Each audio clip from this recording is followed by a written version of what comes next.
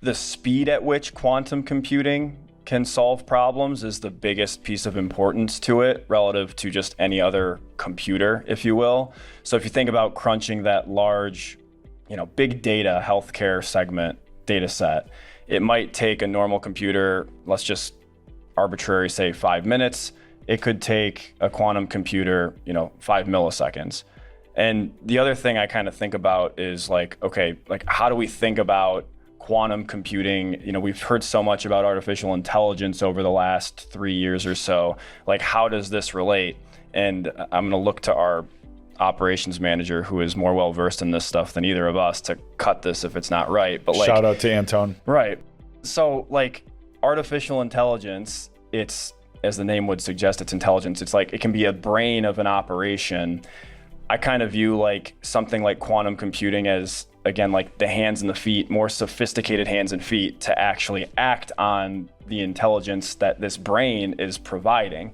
So you can kind of see these two things going hand in hand. It's not like quantum computing is the new AI. That's probably a headline you've seen at some point over the last week if you've been watching some of these stocks. Really, I think it's more a matter of we're starting to get more sophisticated on the artificial intelligence front. With that comes a boatload of additional data. In order to act on it appropriately, I think that's why you've seen so much optimism around the quantum computing stuff. Yeah. And the one issue, or the issue that Willow is potentially solved, and Willow, again, is the Google's quantum computer, is the accuracy issue. So the more, or quantum computer inherently has just higher error rates than traditional computing. So that's kind of one of the flaws in the system, if you will. And Willow and Google's proven out that they could reduce those errors. So, it could be groundbreaking. I mean, this will be something that plays out over the coming years. But that was one thing, from a Google standpoint that really shot the stock up, set it to all-time highs. So good news for Google. People think about, I guess I'm just envisioning how someone would think about a quantum computer. And I know this is, how I thought about it. They're massive, right? You think of IBM Watson from the 90s or whatever, and it's it takes up an entire room. The quantum computers today, they're still very large, but I think what most people don't understand is that they're large because nearly all of that space that comprises this computer is actually space to cool down the quantum computer, because again, technologically, I can't explain this to a high degree, but the quantum computer needs to be as close to 0 Kelvin as humanly possible, right? So again, I'm looking to Anton, our resident expert in things that are more sophisticated than the stock market. So I just think that's really interesting. If this were to take hold, there obviously are a number of tertiary industries. You think about suppliers that could be impacted. There's also the current kind of space right now. You've got obviously your Alphabet that we talked about. There's also a lot of smaller companies that have some intellectual property and are meaningful players in the space. But I think to scale an opportunity like this, there's no way that a really, really small company, given the resources that some of the bigger firms have, are going to be able to do. So that kind of parlays into this second part of the discussion related to the Federal Trade Commission. We got some news last week related to the previous head of the FTC, new era coming in, and what that can mean for big tech. And I will take, a half step back. I think, and Dan, maybe this is a good question for you too, before we transition to the FTC. What does this say about the market? What I find so interesting is Google's up, nearly 8% last week on this announcement of Willow. And it just continues to suggest to me that risk is still on in the market, right? We're past the election. To a large degree, Trump policies have been priced in, but this is just the market's appetite for risk. Yeah, I don't think a stock like Google continues to advance at this pace if Armageddon is around the corner. So I don't think you see risk assets like Bitcoin continue to rise higher and higher if Armageddon is around the corner.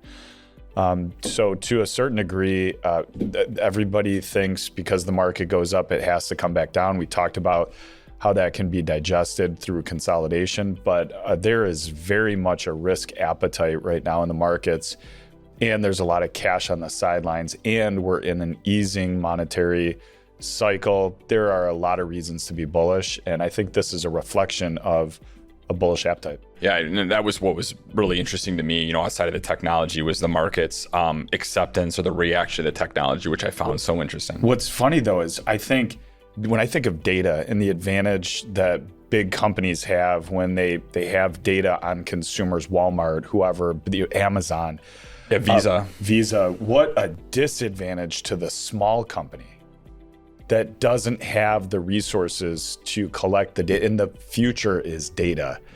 And so now you have data, you have the computing and the ability to work with that data. The sky is the limit. It'll be really interesting to see where this goes. But what I find fascinating about the markets is, even though the risk appetite is there, you're really not seeing it as prevalent. It's not as prevalent in the small cap space.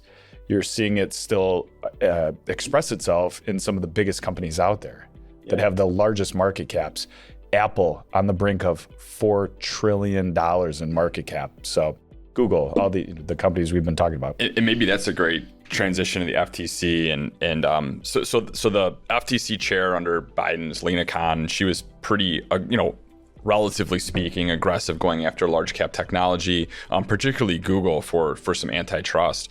There's even the thought where Google have to spin off Chrome and actually break that out. And there was maybe some chance you could stay with the new administration, but that's kind of that thought is ended.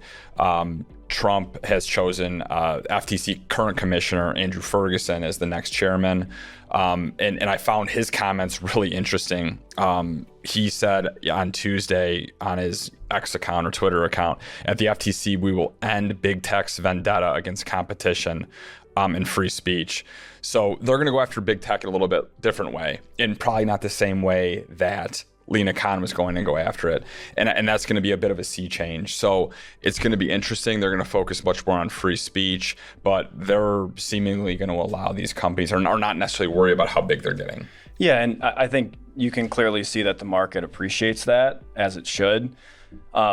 The whole idea behind like some of the breakups, I think it's warranted because of the amount of control and power that some of these firms have today. I mean, we just talked about Alphabet from the perspective of quantum computing. I mean, that's like de minimis to their business right now relative to some other things, but it's just kind of evidence of how the big keep getting bigger. Mm-hmm. Now, I mean, I would say it's kind of a double-edged sword, because although you've kind of eased some of that pressure in terms of ability to buy certain firms and expand in certain ways, that was previously evident under Lina Khan, the whole idea behind locking down on something like free speech, I think that holds a lot of weight.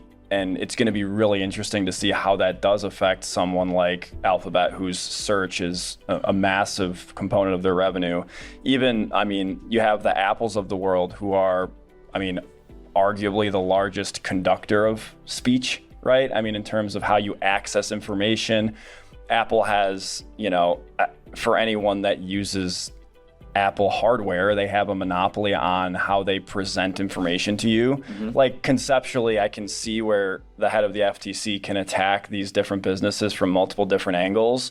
So, I'm not going to say that it will inherently be a hurdle for the businesses, but the more time and effort you have to devote to kind of fighting off some attackers, if you will, in this case, a regulatory body, the less time and effort and resources you can spend on expansion. So it's not like it's, just free and clear from an FTC perspective, but it's an interesting pivot for sure.